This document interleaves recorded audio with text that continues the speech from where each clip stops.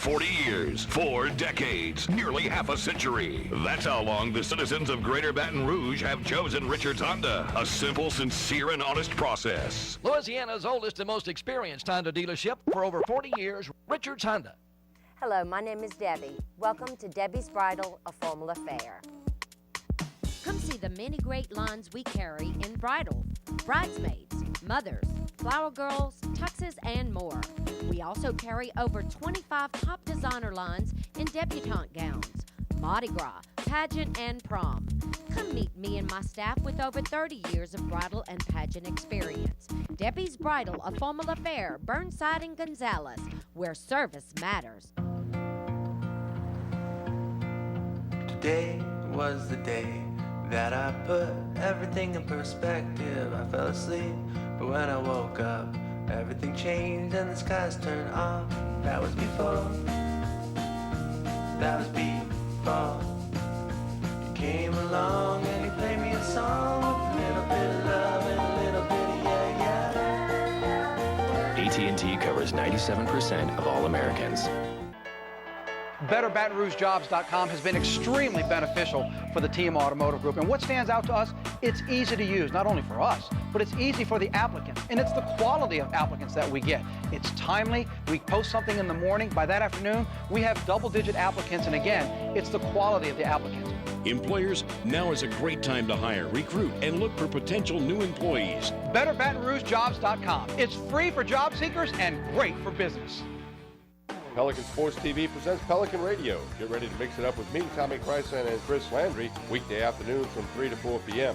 Pro sports, college sports, high school sports, and much more. On the Score 1210 a.m. and on the internet at thescore1210.com.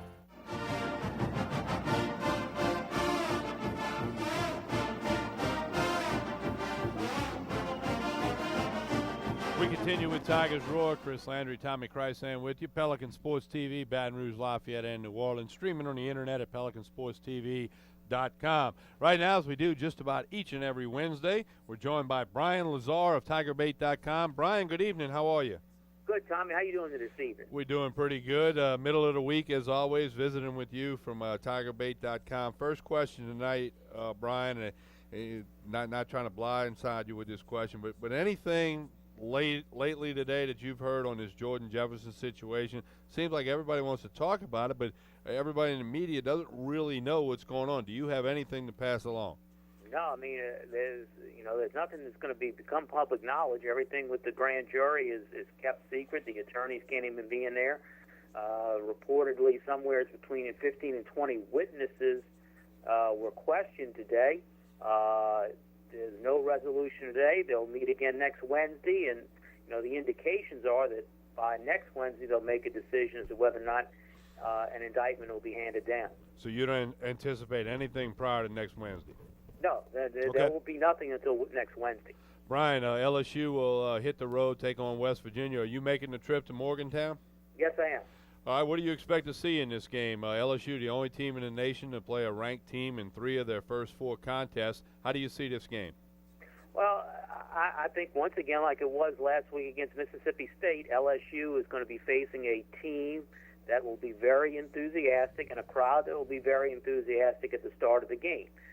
LSU has to make sure it doesn't fall behind early in this tide of emotion that, the West Virginia team and its fans will have. It didn't happen last week against Mississippi State, and, LSU jumped, got the early lead. And even though it was tied at halftime, they never fell behind. So I think LSU has to do the same thing again, because I believe this environment will be a little bit tougher. I think the LSU players had an idea what it was going to be like in Starkville. They don't know what it is necessarily going to be like at Morgantown. This will be a new atmosphere for them, so it may be a little bit different. As far as the actual play, I think if LSU wins the turnover battle, they will be fine, and I think they'll win the football game. I think they're a more talented team than West Virginia. But if they lose the turnover battle, give West Virginia some cheap scores, then I think LSU could be in a dogfight and could get upset. So I think that the key number to watch in this week's game is going to be turnovers. If LSU wins the turnover battle, I think that they will come out with the victory. Brian, the stadium in Starkville, 55,000 and change. The stadium in Morgantown, maybe 4,000 or 5,000 bigger than that. But it is a new experience for this LSU football team. But based on, what Coach Miles has done with this team, with 2 trips over to Arlington for the Cotton Bowl and then for the Oregon matchup, I don't see that as a distraction. Coach Miles has had an ability to keep his team focused on the task at hand. And as you said, if they play efficiently and they win the turnover battle, their chances of winning this game are pretty strong. Right. I just go back to, this was 9 years ago when LSU opened up the season at Virginia Tech. And I remember driving up to that stadium that day. It was a different type of environment. It's not like a SEC environment. And it was a tough place to play that afternoon when LSU opened up against Virginia Tech. So that's what's in the back of my mind. But again, LSU's in good shape. If they play as well as they can, they will win. Brian Lazar, tell everybody what they're going to get when they go to tigerbait.com. www.tigerbait.com, a 7-day free trial at any time, coverage on the football team, videos of video interviews of the current players, videos of recruits and players that are being recruited by LSU, and of course we'll have coverage of all the other sports. In fact, coming up the next couple of days, we'll have a preview of the start of fall baseball practice, which begins on Sunday for LSU. Brian Lazar of TigerBait.com. Have a great trip to Morgantown, and we'll try to touch base with you during the post-game show if you're available, and certainly speak to you next Wednesday again here on Tigers Roar. Sounds good, Tommy. All right, that's Brian Lazar of TigerBait.com. Let's get into the LSU end of things here, Chris. Plenty to talk about there, and we'll start with the LSU offense, and we'll open with some comments from Coach Miles and players on the offense through 3 football games.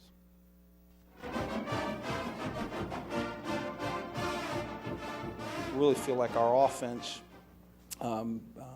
managed the situations at Mississippi State well. Felt like Jarrett Lee, threw the ball minus a couple throws, very, very well, and did the things that we needed for him to do for us in that game. He kind of caught a lot of flack after that Oregon game, even though we won, for his completion percentage. I feel like, he didn't get, I guess, people said he managed the game, whatever, but I think now he's kind of out to prove that he can do more than that. I think he was 9 for 10 Northwestern and 21 for 27 the other night, something like that. So, the completion percentage is up there. He's doing great, and he's improving every game. And, as an offense as a whole, that's our goal. We just want to continue to improve and continue to get better each and every day. I like the work that we got out of Spencer Ware. I think he's becoming an intuitive runner and a guy who is a tough, hard-nosed back. I thought the offensive line did a nice job. Felt like Greg Shaw came in at the left tackle for Chris Falk, who incidentally may be back, but felt like Greg did a very good job, subbing in there for Chris. Well, that's what you got to do around here. When one man goes down, the next man got to step in, because you're going to be put in the spotlight. So like with Eric Reed, when I went down last year, he stepped up really big. He actually came out of Cotton Bowl with an interception. Should have scored a touchdown. We still get on him. I can't say enough about Shaw. I talked about this after the game. I'm just so proud of him. Shaw's one of my good friends on the team. He's the only other senior on the line right now besides me, Durasic, and Will. And so, I knew he could do it, but for a guy to come in there that normally plays right tackle, come in and play the hardest position on the O-line, which is left tackle, and be that successful, I can't say enough about him. And and it's not even like he just came in and filled in. He did well. He played well, and we knew he could play. And I think it was just really nice to come see him get that shot and really take advantage of his opportunities. Both Josh Williford and Greg Shaw played a number of snaps, and we have some other guys that will step in there and play a number of snaps. I like the way the depth of the offensive line is coming. I'm pretty comfortable that no matter who we field there, we'll put 5 very quality guys on the line of scrimmage and give us an opportunity to win. We pride ourselves on knowing the playbook. That's one thing that is invaluable in football, is the mental aspect, knowing all your plays, knowing every position, so that no matter what happens, any emergency you're prepared for. I guess it's kind of a prepare for the worst mentality. Really, we didn't have that many short yardage situations. Short yardage, we were really pretty good. We, got to, third and medium and long, and really is where the drive stalled. We didn't have opportunities to miss third down and shorts. So, but you're saying down in the short field. Yeah, we liked our short field attack really anyway, and so we threw the football maybe as much as we could down there. Obviously, all 5 of us have to be on the same page, but we also got to be on the same page with the quarterbacks and the running backs to make sure that the quarterback stays untouched. And I fully believe, after this week of practice and drilling it and getting it through our heads, I think we'll be okay.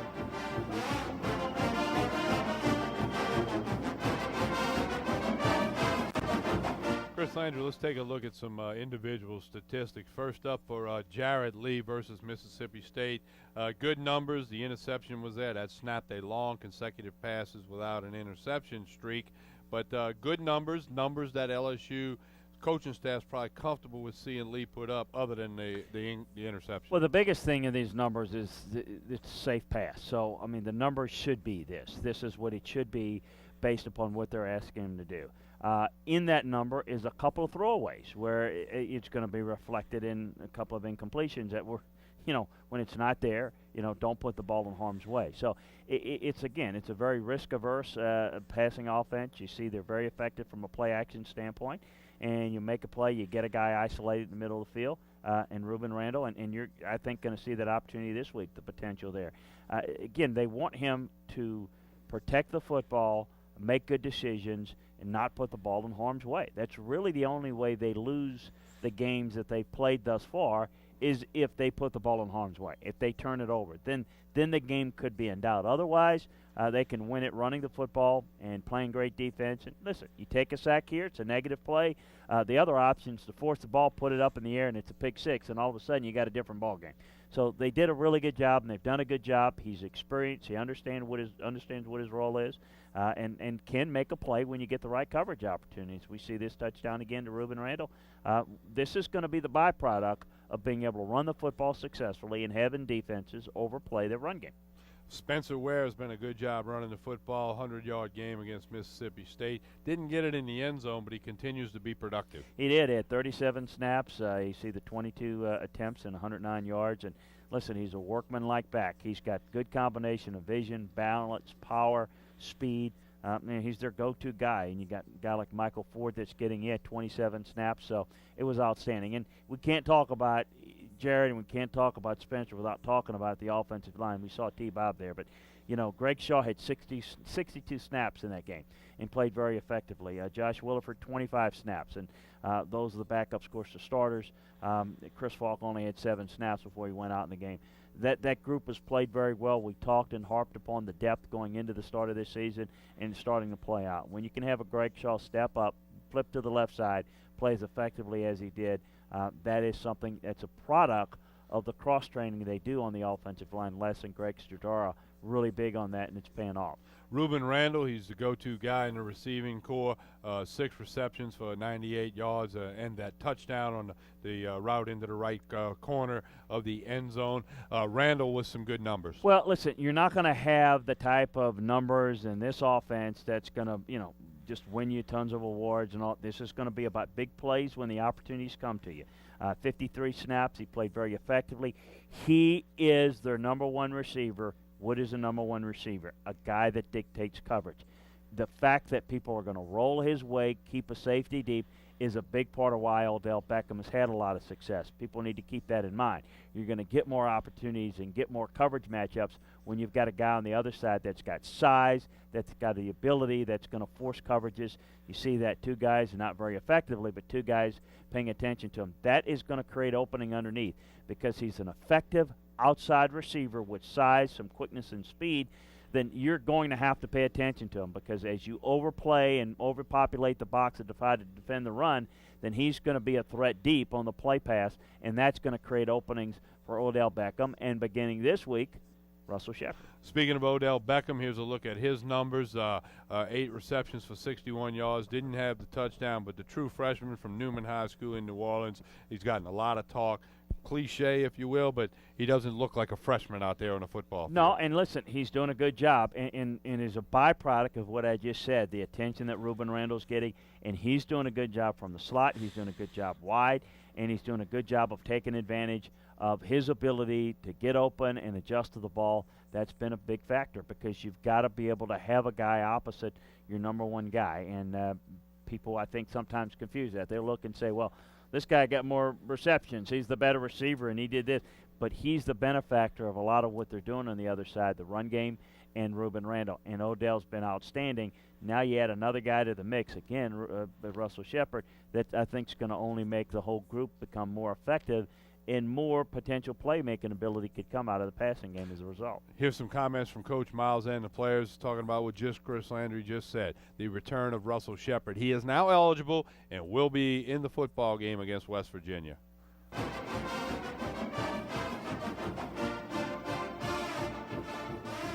I don't think adding a guy like Russell Shepard will upset the chemistry in any way. So I think the chemistry stirs really well with Russell Shepard in the mix. Oh, he was fired up last week. He actually had one of the best practices he did this whole year last week. He kept telling that he was coming back. He was calling DBs out, so we're going to see this week what he does. I can't wait for Russell to get back. You know, that's everybody knows Russell's a great guy, and he's one of my good friends, and he just he's a special talent. You can't replace him out there in the slot or a wide receiver, wherever he lines up. So having him back, he's going to be fired up. I think it's really going to be a help to us this week against Mountaineers.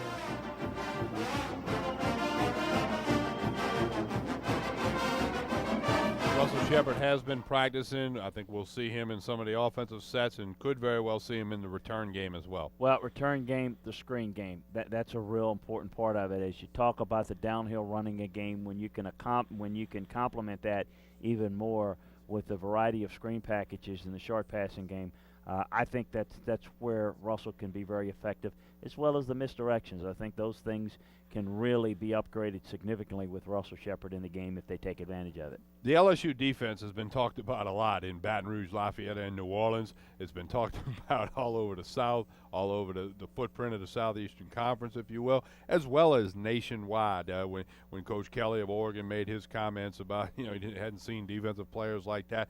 You heard Coach Holgerson of West Virginia earlier saying they're 8-9 deep on the defensive line. Here's some comments by Coach Miles, the players, and Coach Holgerson of West Virginia about the LSU defense. Then we'll get Chris's analysis.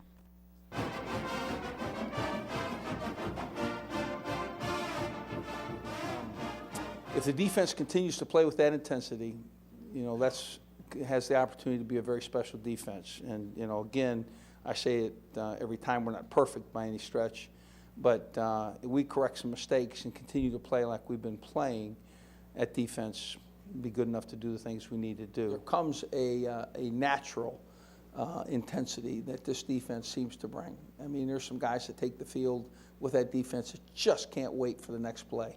And that is a wonderful piece to a defense. Just please line that offense up again so I can just play one more play.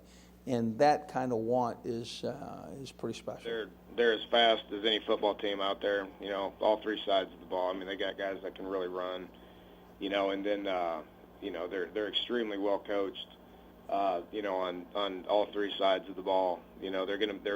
Looks to me like they're highly motivated. They're playing with a lot of energy, and I've already been in some big games this year, and got guys that can rise to the occasion. So we got to adjust to the speed of the game quick, and then we got their physical football team as well, so we're going to have to play fast and we're going to have to play hard.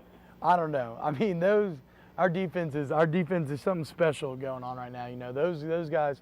It's weird because you get so used to practicing against them, you forget how good they are. And now I think practice against them all this time has been our best training tool for offense. Because some of the defenses, some of the guys we see now, they're very good, but they're not quite as good as our defense. So we're prepared for it. We're able to handle it. The backfield and D-line complements each other so well. They just, I don't know who's better. There's a lot of talent on that defense. I think it all molds together. Like I was saying earlier to some other guys, that it makes me confident as a safety knowing that I don't have to worry about the run so much because our D-line and linebackers are so good. So that it makes the defense gel knowing that I can worry about a receiver and knowing that I shouldn't have to make too many tackles in the run game.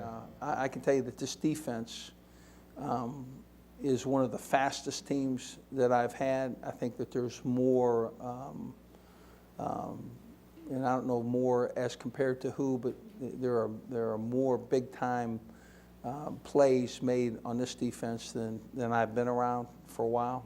And but to compare it to other great defenses here, that's hard for me to do.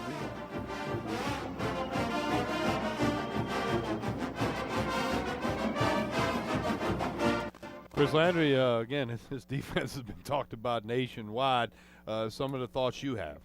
Well, very talented. It's interesting. I get asked that a lot. I got asked on the way doing a show in California way, and one of the first things was asked about how good is this defense. And we get asked this a lot on the radio. Well, folks, they're very aggressive, very athletic. They've been outstanding. But the thoughts about is it the best defense this or that is to be determined after the season is over. And a lot more games are played than have been to this point. I would say that so far so good. Their ability to rotate, defend the run as well as they do, get pressure with their base, then add to that with some blitz pressure, and the ability on the back end to maximize coverage opportunities and make plays on the ball is what makes this defense special, athletically. But in terms of, to me, when I talk about great defenses, I can certainly put them in that class of ability and talent, but ability and talent that's what you bring to the game, and how you perform and execute during the game is what makes you great. And so far so good, but they've got the heart of the schedule, including the SEC schedule. At the end of the year, we'll look at it. I think that as I look at film on a week-to-week basis in college ball, this defense and Alabama's defense both look to be special. But that is going to play out and prove its way as to who's the best, and those are things that are going to be determined as the season goes along. Yeah, and certainly everywhere we turn nationally to right in the heart of Baton Rouge all day on the score 12:10 a.m. It's all about the LSU defense right now, and as you said, so far so good. The real story will be told when we get to January or February, and you can look back upon it. Of course, as we did with West Virginia, we're going to go offense, defense, special teams here with LSU. Here's Coach Miles and his players talking about kickoffs and a few little things that need to be worked on with the special teams, as admitted by Coach Les Miles. Here are those comments, and then we'll take it from there.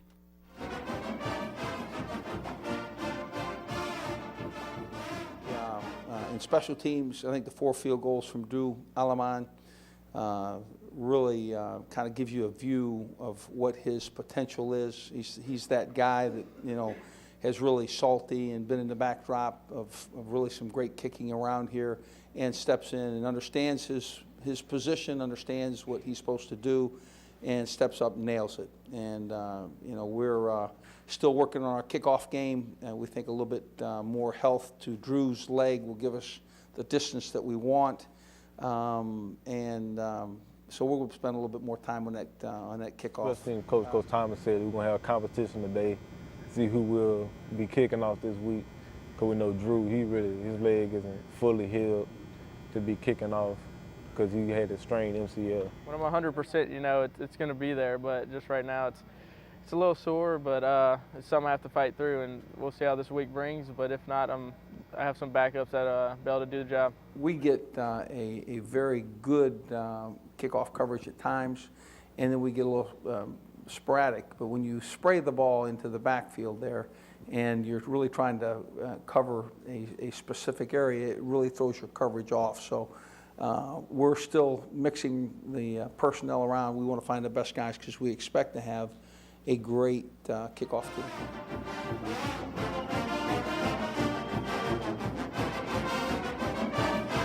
Chris, Drew Alleman from Acadiana High School over there in the Lafayette area has done a very good job. So far, so good as they stay. And this week he was named one of 3 guys named the Lou Groza Star of the Week. Of course, Lou Groza, famous place kicker, the old Lou the Toe Groza, I believe he was known as, with the Cleveland Browns. 4 for 4 against Mississippi State, 6 for 7 on the year. He has done a good job filling in.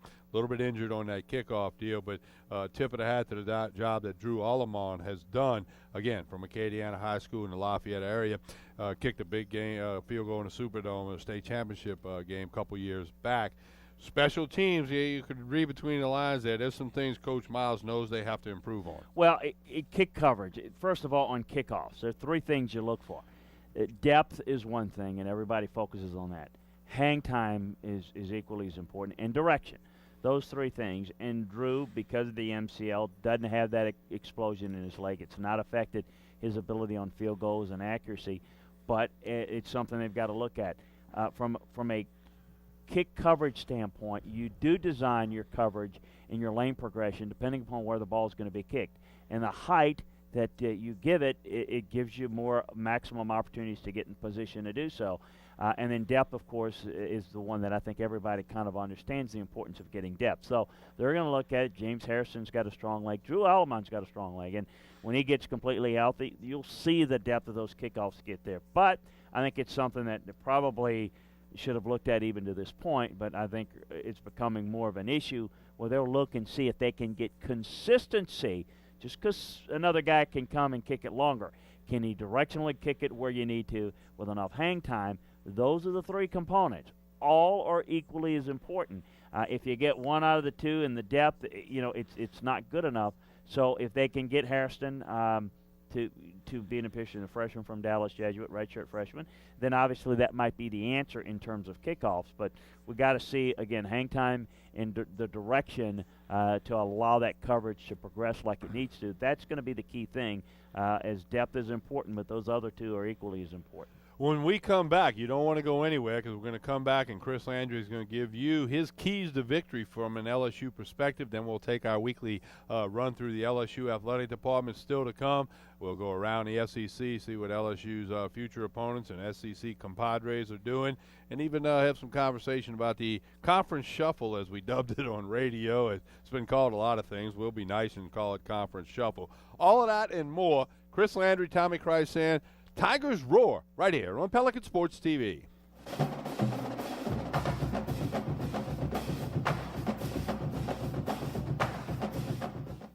Our primary fundamental belief is that better ingredients, better pizza is quality, and that's what Papa John's is all about. Nobody does what Papa John's does. Right now, get any large pizza with your choice of toppings, even our signature specialties, only $11. That's right. Order now at papajohns.com and get any large pizza with any toppings, just $11, only at papajohns.com. Better ingredients, better pizza, Papa John's. The family dental practice of Dr. Farrell Fruget Jr. and our highly trained staff are dedicated to providing care and treatment to our patients of all ages in all aspects of dental care. 23 years of experience and advanced training in cosmetic and restorative dentistry, TMJ, and treatment of snoring and sleep apnea allows Dr. Fruget to assist you in achieving the best in dental health. Call us today at 292-9700 to schedule your initial evaluation, because we know how to make you smile. Explore the charms of the North Shore and visit St. Tammany Parish. Whether you're looking for a cultural experience or an adventure, you'll find it here. Enjoy great attractions and fantastic dining in a relaxed and friendly atmosphere. Come visit us and discover the history and heritage that is Louisiana's North Shore. For more information, log on to louisiananorthshore.com/bb. Pelican Sports TV presents Pelican Radio. Get ready to mix it up with me, Tommy Chrysan, and Chris Landry, weekday afternoons from 3 to 4 p.m. Pro sports, college sports, high school sports, and much more. On the Score 1210 a.m. and on the internet at thescore1210.com. 40 years, 4 decades, nearly half a century. That's how long the citizens of Greater Baton Rouge have chosen Richards Honda. A simple, sincere, and honest process. Louisiana's oldest and most experienced Honda dealership for over 40 years, Richards Honda.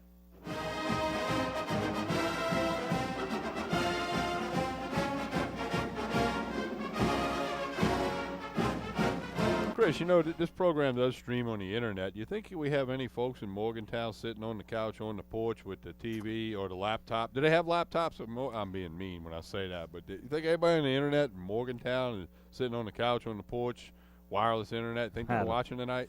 I'm sure we got some. I know that some good fans there, no question. I'm sure they're probably. I don't know about being outside on the couch, but I'm sure they might be listening. Well, if they're listening, and certainly people throughout South Louisiana and the Mississippi Gulf Coast who all catch Tigers Roar, and those on the internet at PelicanSportsTV.com. Chris Landry, your keys as you see it, the keys for victory for LSU. Well, I think, first of all, defensively, against this type of spread, full wide receiver spread, you've got to be able to tackle well in space. You've got to be able to, you're going to play some off coverage. You've got to be able to rally the football, play good pursuit defense. You can't be a hero. You can't be trying to do something from an assignment standpoint that's out of your area. It's really about rallying to the football, bringing your feet as a tackler, and I think if you tackle well in space, that you can really slow down this offense. I think you've got to be careful not to run yourself out of plays against misdirection. So that's the real key. I think getting good base pressure with your front without overcommitting to the blitz. I think you got to show some blitz. I think you got to come with some blitz. But I think you got to really maximize from a coverage standpoint and be aggressive. Take that away. I think that they like to be able to play ball control with the short passing attack, but tackling well in space is the way you beat this offense. I think on the other side of the ball, there's no question. It's going to be more of the same. You can run the football against this West Virginia team. You have to be patient with it. They're going to load the box. They're going to invite you to throw it, and I think you need to take advantage when you've got that matchup advantage.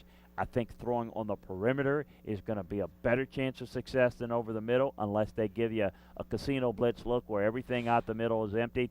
I think you're going to have more chance of success attacking the corners on the perimeter. So take the chances when you get them, but be patient with the running game. You can wear out this defensive front of West Virginia. And then on special teams, to me, it's not about having to win the turnover battle. You just can't lose it. I think LSU can win this game if they're a -1, -2 in the turnover battle. I don't advise it, but I'm saying they can overcome it. What they can't have is if they're down 3 or 4 and they're giving up some cheap points. I think that's where it becomes very problematic, where you're playing from a chase position on the road, where you've got you're out of your element, where you're trying to throw the football when you're not real comfortable. I think as long as they can keep this game close in range, they'll eventually wear them down. So that's kind of, as I see it, the real keys for LSU in this football game. They're the better football team. I think they've got to play smart football, assignment football. If they do that, they win the game. The only way, and I'll flip it to the other side, what West Virginia needs to do is they've got to win. In their eyes, they've got to win the turnover margin by +2 or 3. I think LSU can overcome it a little bit. West Virginia cannot. If they are a +3 in the turnover margin and they're capitalizing on that on a short field, getting some points off the kicking game, making LSU go the length of the field, then all of a sudden, then that becomes a formula for them to have success. So I think that's kind of how I look at it and how I see it. And handling adversity on the road, you mentioned, is something that under Les Miles, this LSU team's done a very good job of. The game will kick off at 7:12 Louisiana time. Don't forget that at about 10:30, give or take a little bit, it'll be the Phones First, WJBO Pelican Sports TV post-game show with Baton Rouge radio icon Richard Condon, the legend, as only Condon can do it, and me, Tommy Chrysan, and most importantly, your phone calls first. Phones First, WJBO post-game show, simulcast on 1150 a.m. radio in Baton Rouge. WJBO.com is the stream for that, or on your iHeartRadio.com on the smartphones, and of course on Pelican Sports TV, Baton Rouge, Lafayette, and New Orleans, and on the internet at PelicanSportsTV.com. That's immediately following that game. When that game clock says 0-0-0, get the radio on, get the TV on, put them both on. What the heck? We'll have the stats. We'll have a scoreboard from around the nation, from around the state, from around the conference, and, of course, your phone calls on the Phones First, WJBO Pelican Sports TV post-game show. What we like to do each and every week here on Tigers Roar is take our weekly run through the LSU athletic department and pick up some highlights from some of the other sports programs. We have done different features out on campus with the camera crew, with Chris Lecoq and Carter Bryan and others working up features for us on the different sports. You can see some of that on our YouTube page. No big features for you this week, but we do have some nuggets to tell you about. LSU volleyball off to a 9-3 overall start, 2-0 in conference play. defeating Alabama 3-1 in the last match. They will have a match on Sunday, September 25th in the Pete Maravich Assembly Center at 1:30 against Mississippi State. Coach Fran Flory continues to do a super job, as she has done for a long time, with the LSU volleyball team. Well, off to the good start in SEC play. Obviously, hope they can continue that at home. Obviously, as you mentioned, Fran's done a really good job. Kind of get lost in the shuffle and with a fall schedule of volleyball and soccer, but let's not forget them. They do a really good job, and they really deserve your support. If you're inclined to go out there, I know they'd love to have you. Coach Brian Lee's soccer team, they've remodeled the soccer field out there. They had a 2-1 victory against Oklahoma, 5-3-1 overall right now. We had that feature on Mo Isom, the goalkeeper, a 2-part feature here a couple of weeks ago. That is available on our YouTube page. Next up, Friday night, the 23rd, 7 p.m. against Mississippi State at the LSU Soccer Stadium. If you haven't got out there and seen the remodeling and the improvements made to that stadium, you need to go ahead and do that. Coach Paul Maneri's LSU baseball team in the news a little bit, ranked number 7 in the recruiting polls. Chris, we know that the high school recruiting, college stuff, it's not an exact science. There's a lot of elbow room, if you will, probably even more so in baseball because you don't have enough information on the guys as you may get on prep football players. But nonetheless, Collegiate Baseball Magazine does do a good job of following it to the best they can nationwide with all the teams that play. And this recruiting class coming in respective, and I guess it's better to be ranked number 7 than not ranked, but a lot of elbow room in this. Well, I think the biggest thing that Paul's excited about, Coach Maneri's excited about, is the fact that he's able to retain some of the key guys. That's always the key in recruiting college baseball is, it's not the quality of players. It is the quality of players, but how many of them end up showing up on campus. So I think as he mentioned several weeks ago in this press conference, that he's really, really excited about who he's able to hold on to. So excited for him. As Brian Lazar mentioned earlier, they start their fall practice this weekend, this Sunday, I believe. So it won't be long as they get to that long fall trek before the spring will be here before you know it, and they start to crack the bats They're out. putting some additional suites at Alec Box Yeah, Stadium, right. too. They had left some room for that when they got the thing going, so they'll actually be able to have more people in the ballpark.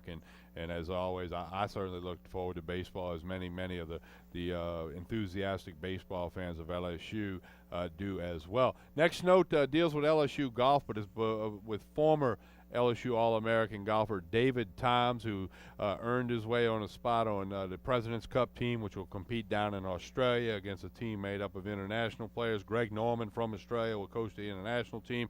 Fred Couples, Seattle, Washington native, will coach the U.S. team. Both of these guys coached 2 years ago, and it's an honor to be playing for your country. It's a spin-off of the Ryder Cup, and I saw an interview with David Toms over the weekend, and he's very excited and honored to be on this President's Cup team. This will be his 3rd appearance in the last 4 President's Cup teams. Well, and he's at the age, too, where, he really earned it. You have to earn it, but he has played well and well-deserving, and he's been a very good Ryder Cupper, and the President's Cup, it's a little bit of a different atmosphere, but very much, it's the Ryder Cup format. So excited for him, and obviously he is a great ambassador for the game of golf, and certainly a great ambassador to LSU. And winning the Payne Stewart Award gives a strong indication of what type of an individual he is. And he's done so much for the University Club and LSU athletics. He's just a great representative. We had the feature on Shaq last week, and what his name recognition is. I can't think of anybody that is more class and more representative of LSU in the right way for the right reasons than David Toms. And we had David Toms on the old Sports Down the Middle show that used to appear here on Pelican Sports TV, and enjoyed that interview. And as you mentioned, Chris, he won the Payne Stewart Award. Payne Stewart tragically killed back in 1999 in a plane crash, a major champion and a stalwart on the PGA Tour, known for wearing the knickerbockers or whatever. But there's an award in his name that not goes as much for the golf, but for the things you do off off the golf course. David Toms has raised a lot of money for charity. He's helped out kids. He's put together things in the Shreveport community and in other places, and a great ambassador. A big LSU football fan. You find him on the sideline. You find him up in the stadium watching the game, and certainly he talks about how when he's out there on the tour, it's always great to see an LSU cap or a shirt, or somebody do the LSU chant when he's walking down the fairway. So great to see him get the Payne Stewart Award. That's a prestigious thing out there on the PGA Tour, and he'll represent the country in November. Is the early November? It's like late October, early November. On the President's Cup team. He earned his way onto that team. So a tip of the hat to former LSU All-American David Toms. Grew up a little bit in his youth in the Denham Springs area before getting away, and then from Shreveport I remember to LSU. when they signed him because I was there and part of that program, and Buddy Alexander, good friend, was the coach at the time, and that was a big get when they signed David Toms, and he does a lot in the Shreveport area. Did a whole lot in South Louisiana post-Katrina that I think a lot of it's known, but a lot of it's probably not known. He really did an awful lot charity-wise to help out the communities that were affected. And like I said, each and every week we like to take this run through the LSU athletic department. Can't hit each and every sport each and every week, but whenever there's something to talk about or some accolades, or like volleyball and soccer that are currently playing their fall schedules right now, we certainly like to mention that. If you have any questions or comments or thoughts that you want to wondering about, or information you want to get to us, we have an email address. It's pelicanbroadcasting@gmail.com. We'll get it to the correct people, whatever it may be about the hunting, the fishing, the outdoors programming, anything else going on over here. We'll get it to the right people. And, of course, you can always find us on Facebook. That's a great way to keep up with things.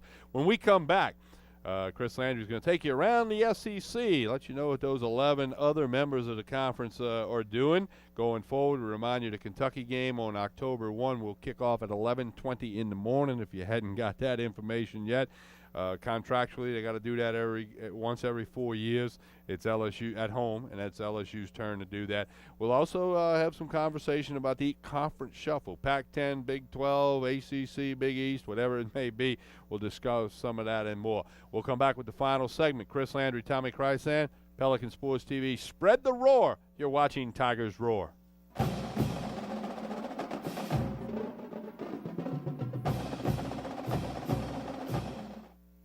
Hello, my name is Debbie. Welcome to Debbie's Bridal, a formal affair. Come see the many great lines we carry in bridal, bridesmaids, mothers, flower girls, tuxes, and more. We also carry over 25 top designer lines in debutante gowns, Mardi Gras, pageant, and prom.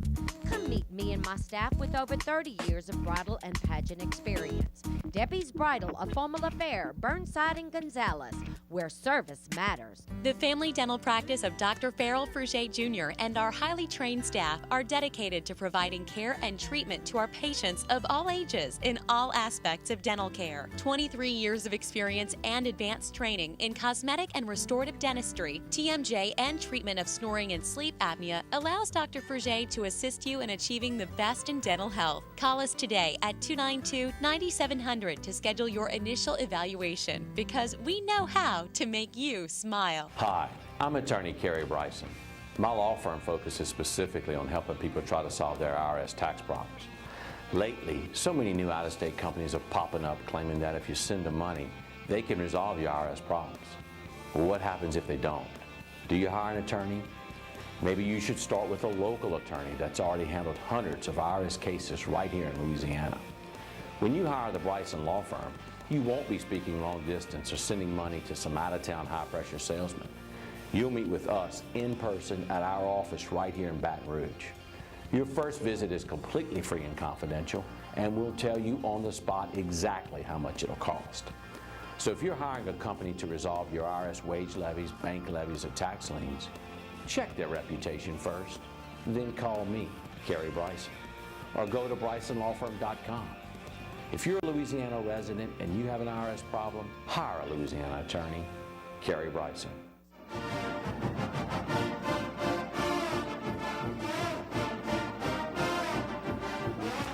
We continue with Tigers Roar here on Pelican Sports TV with NFL scout and Fox Sports football analyst Chris Landry. I am Tommy Krysan of Pelican Sports TV.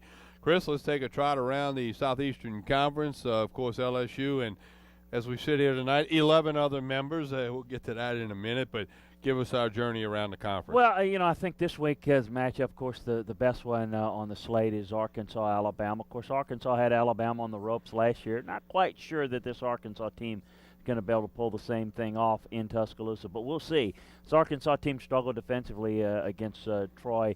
Really miss Niall Davis at running back, but they're going to throw it across the lot, and we'll see. Tyler Wilson's a streaky guy, can make some big plays, but he tends to force the ball. This Alabama defense, we talk a lot about this LSU defense.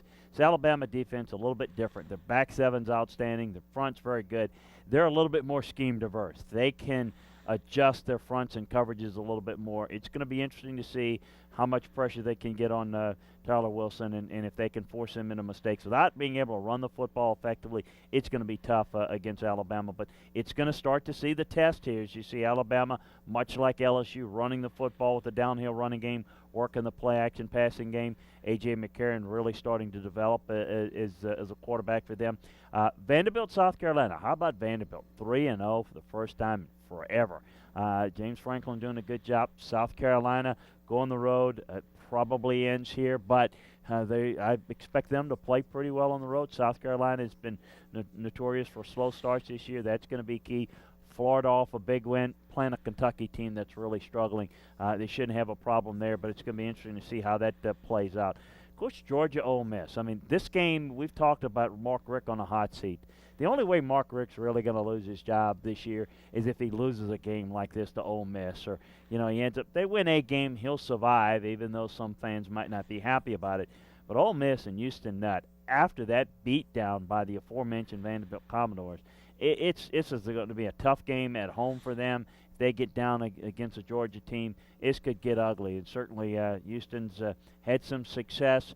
Certainly when he inherited this Ole Miss program, but the talent level is just not there. They're devoid of playmakers. That's going to be interesting. Out of conference, Florida State, Clemson. We'll see how those. Florida State coming off of a tough loss. Clemson, big win over Auburn to be interesting. Oklahoma State, Texas A&M going to be a good one. USC, Arizona State out in the Pac-10 is going to be a good one. But could be a real interesting matchup, Tommy, as we get into conference play. Curious to see how the separation starts to take place because Mississippi State's playing Louisiana Tech and Auburn's playing Florida Atlantic. So we've got some out-of-conference game. The big out-of-conference game, of course, is LSU, West Virginia. So as we mentioned, the football season going by quickly. But as we start to get late September and you start to see the conference matchups, you start to see things start to separate a little bit. And I think the next 3 or 4 weeks we're going to really start to see the rubber meets the road. Who's going one direction, who's going the other. And Tennessee has an open date this week. Of course, that's a future opponent of LSU. They'll take the week off and prepare for their next game. In just a minute, we'll hear from Coach Les Miles about the conference shuffle, as we've been talking about. Everybody's been talking about it. You can't go anywhere in the college football world and not have somebody talking about this in some way, shape, or form. Here is Coach Les Miles when he was asked at his press luncheon this Monday about the conference shuffle.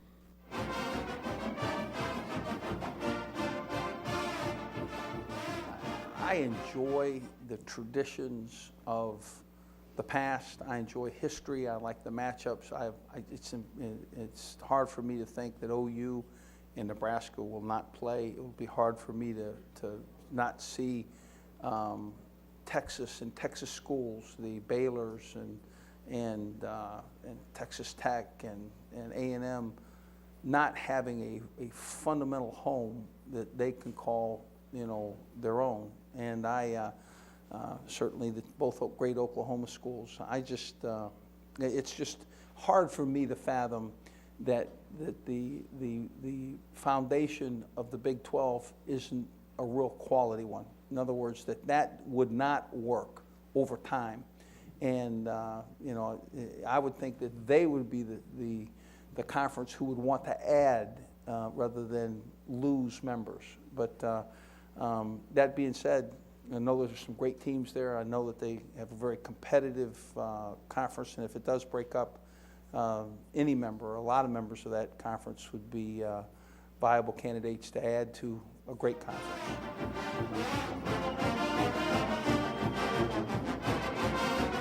Chris, I said on the radio about a week ago that who knew what it may look like come next July, or certainly the July after that, when you looked at the landscape of the conference structures or whatnot. It appears it may not be as volatile as maybe I thought a week ago with some things that have transpired recently. and it seems like each and every day, you're getting some reports that aren't totally accurate, and then you're getting some accurate stuff, and it's a little bit of a mess, kind of starting to take a little bit of a focus, but still not close to a finished product. Well, it's a very fluid situation, a lot of back channel deals, and I do believe all the stuff that's going on is true, because what's happening is every conference is trying to work deals and then backup deals, contingency deals. And what's happening right now is you've got the academicians, the school presidents that are making decisions that are going to affect college football long range. I mean, for example, the Big 12, you talk about Cat having 9 lives. It was a year ago, this past summer, in which the Big 12 was just ready to collapse. Well, it tell you how close it got within the past 24 hours. It was about an hour away from Texas and the Pac-10 getting a deal done, and the Pac-12 going from Pac-12 to the Pac-16. But because of the revenue sharing issues, that deal fell apart. So the Pac-12 came out and announced, we're not expanding. So that puts Oklahoma, who wants to go to the Pac-12, they don't have a home to this point to go to outside of the Big 12, because the Pac-12 wants Texas and Oklahoma and will take Oklahoma State and Texas Tech, but they don't want Oklahoma without Texas. So where are we? Where does that leave us? Well, the latest news as we got to airtime of this show is that Texas is willing to relook at their revenue sharing again, because Oklahoma said, we're willing to stay in the Big 12 if we revisit this revenue sharing issue and Texas doesn't get all the advantages that they have. And also part of it was Don Beebe, who the commissioner that got an extension last summer, they want him out. And there are rumors of Chuck Ninus, the former Big 8 commissioner, coming back. So we're looking at the possibility of the Big 12 surviving and staying. Well, what does that do for Missouri? The SEC presidents have voted to accept Missouri into the SEC if the Big 12 falls apart. Well, if the Big 12 survives, they're going to stay. The chair of the Big 12 happens to be the chancellor of Missouri. So they're not going anywhere as long as there's a Big 12. But if something were to slip through the cracks, you got Missouri working a deal that they can have with the SEC if it falls apart. Oklahoma will certainly be looking at a deal if they could try to get one in the Pac-12, and don't rule out the possibility of Oklahoma and Oklahoma State, along with Missouri and A&M, being part of the SEC at some point in the future. But let's focus on the Big 12, because that's where the domino effect will go. If they can survive, none of that will happen. If they don't, then you're going to see some back channel deals being done, just like we saw with Pitt, Syracuse joining the ACC, and possibly now Connecticut and Rutgers joining the ACC. So the back channel deals are definitely flowing. And that could all change by next Wednesday. Chris Landry, give everybody a hint of what they'll get on this week's edition of the Chris Landry Show, which will air Thursday afternoon, 2 o'clock until 3 p.m. on the Score 1210 a.m., streaming online at thescore1210.com. Well, we'll get into a little bit of that, the college realignments and shuffling and all the rumors and what's going on there, and give you kind of the facts and lay it out from just contacts within those conference offices. All the latest news in college football and the NFL. Really break down all the college matchups, all the NFL matchups, with a lot of focus on this LSU-West Virginia matchup and the Texans-Saints matchup. So we'll get to all of that, break down all the games, big weekend of college in the NFL, and we'll get to it in the hour tomorrow. And don't forget Pelican Sports Radio from 3 to 4 p.m. on the Score 1210 a.m. with Chris Landry and me, Tommy Kreis, and a couple of different other features during the course of the week for you on that program. And of course, your phone calls are always welcome. We want you to mix it up on Pelican Sports Radio. And don't forget, immediately following the LSU West Virginia football game at approximately 10:30, it's the phones first, WJBO, Pelican Sports TV post-game show simulcast on the radio, WJBO 1150 AM, WJBO.com, on Pelican Sports TV, Baton Rouge, Lafayette, New Orleans, and PelicanSportsTV.com with Richard Condon and me, Tommy Kreis, and most importantly, your phone calls on that Phones First post-game show. Keep up with us on Facebook. The Facebook page is Pelican Broadcasting. We got a YouTube page with the soccer feature with goalkeeper Mo Isom from LSU. All of that is there. The Twitter account is at Pelican Sports. Great way to keep up with us. Pelican Broadcasting, known for the hunting and the fishing and the outdoors programming, doing our best to keep you abreast by going to Facebook page, Pelican Broadcasting. We're in the social media. On behalf of the entire Pelican Sports TV crew, all the guys in the truck, the entire staff, Chris Landry and me, Tommy Kreis, spread the roar. We're here every Wednesday night, 8 to 10 p.m. on Pelican Sports TV. Tigers Roar. Talk to you again soon.